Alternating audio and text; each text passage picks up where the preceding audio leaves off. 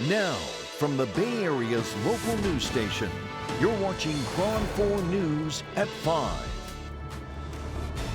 Okay, it's 9 a.m.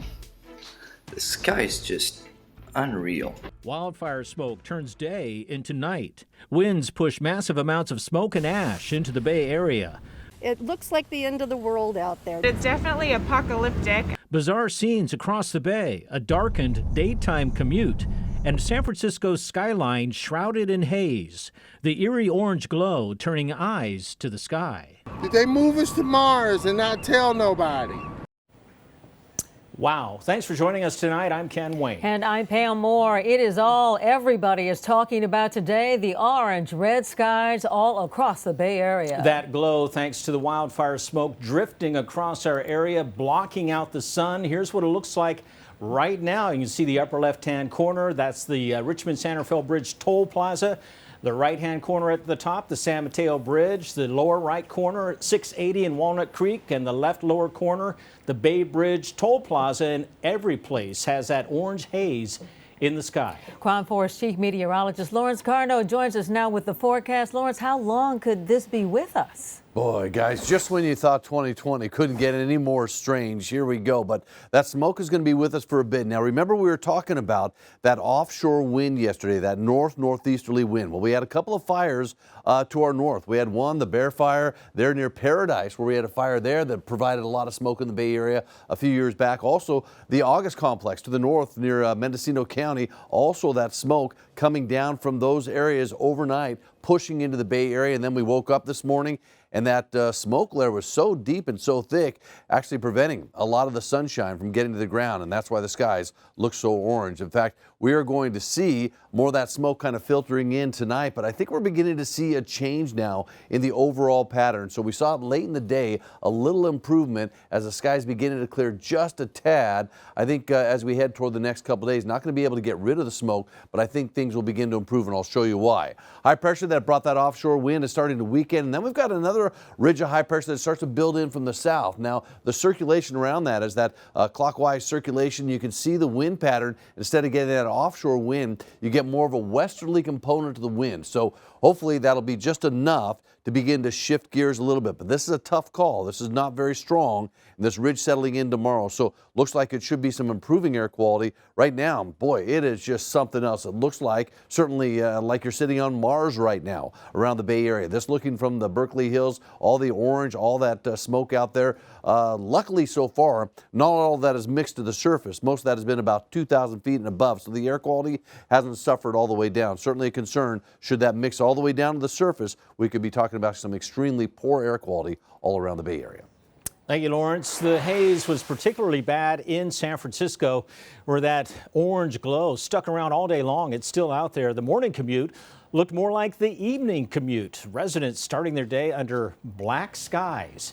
And even though it looked and felt like night in many parts of the Bay Area, we still had to step out there and continue with our day as best we could with these strange conditions. Yeah, KRON4's Maureen Kelly was in San Francisco today, where she got reaction from people who were out and about in these conditions. A crew out during road work on Front Street had to work with their lights on. It looks like dawn in this video, but it was really 11 a.m. Check out the Transamerica building in the background, surrounded by a sky the color of a rotting orange peel. Out on Market Street, the Ferry building is also set against a dusky backdrop. Muni drivers usually drive with their lights on during the day. Today, they needed to. Construction workers on their lunch break ate their sandwiches in the glow of the lit-up bank sign. Over at Civic Center, people stretching their legs during the noon hour stopped to snap pictures of City Hall in this surreal setting, marveling at the strange circumstances we're finding ourselves in today. Yeah, I just kind of felt like it was maybe a once-in-a-lifetime sort of day to experience the nighttime during the day and the sky looking bright orange. I've seen it orange before, but never quite like this. When I walked out, I was like, did they move us to Mars and not tell nobody? It's almost noon in San Francisco and the streetlights are all on. It looks apocalyptic. The sky's tinted orange, red. It's dark. Not all of the streetlights are on. At least in the parks, some are on timers.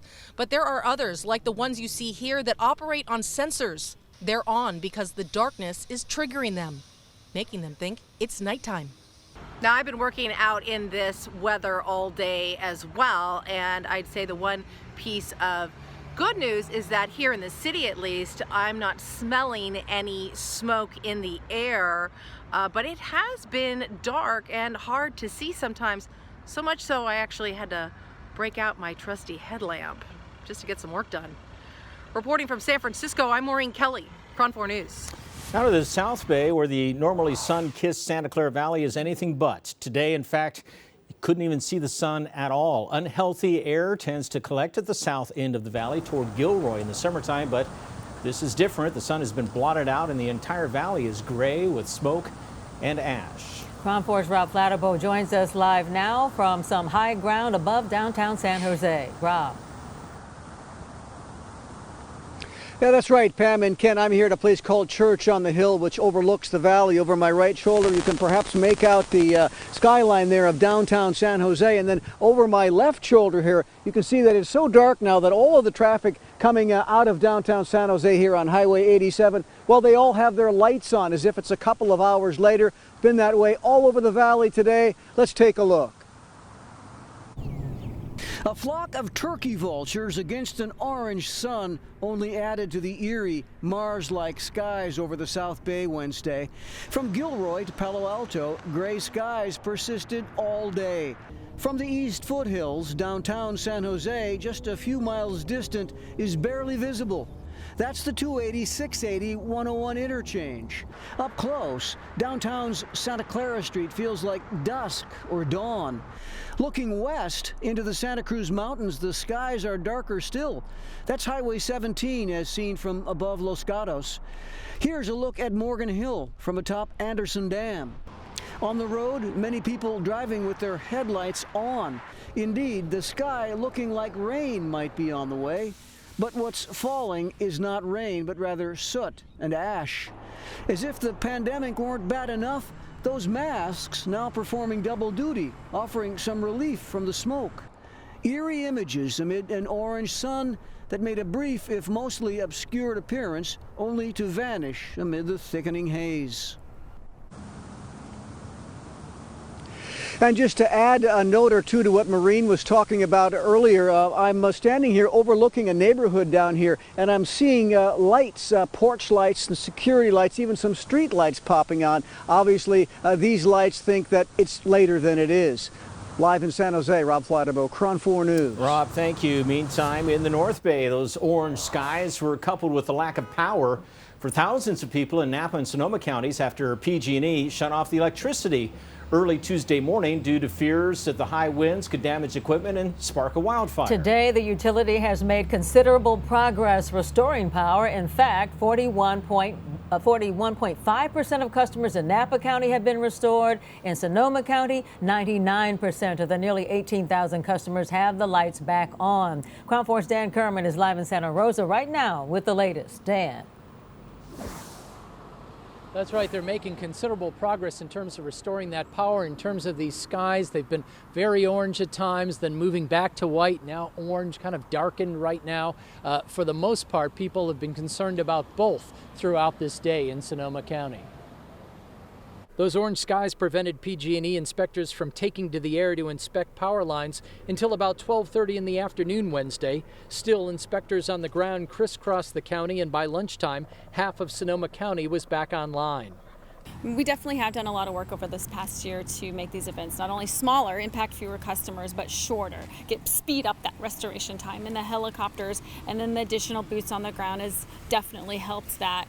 That was welcome news for many businesses. I feel wonderful. I mean, like I can use the AC, I can use a lot of things. Cindy Tran says even with the generator, she lost half her salon business on Tuesday.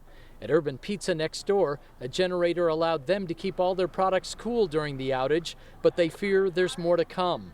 That this is what's going to happen through November, it becomes ridiculous. I really wish that PG&E had put money into infrastructure to protect us. And it wasn't just businesses that got generators this time, it was also homeowners. Last year kind of did us in, so that's why we were planful this year, because we figured something like this would be going on. But for many, this outage took a back seat to these orange skies.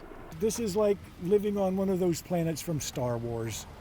I kind of miss the blue, but I hope I never have to see this again. So I might as well enjoy it while I have the chance. Back live in Santa Rosa, we can tell you that PG&E called this PSPS for various reasons, including excessive winds. PG&E says they did clock wind gusts of 65 miles per hour in parts of Sonoma County during this outage. Reporting live in Santa Rosa, Dan Kerman, KRON4 News. Thank you, Dan. Our coverage of the wildfire and the smoke continues at KRON4.com. There you can see a timeline of before and after photographs from around the Bay Area, as well as a gallery of pictures sent to us by viewers and full forecast to track air quality. It is all at KRON4.com. And coming up at 5, we're monitoring the air quality and the smoky skies all across our area. We'll take a look at different sections of the Bay and where the air quality is the worst. Speaking of the air quality, let's show you how it looks right now at the approach to the San Rafael Bridge in Richmond, and it's still orange skies out there. The latest when we come back.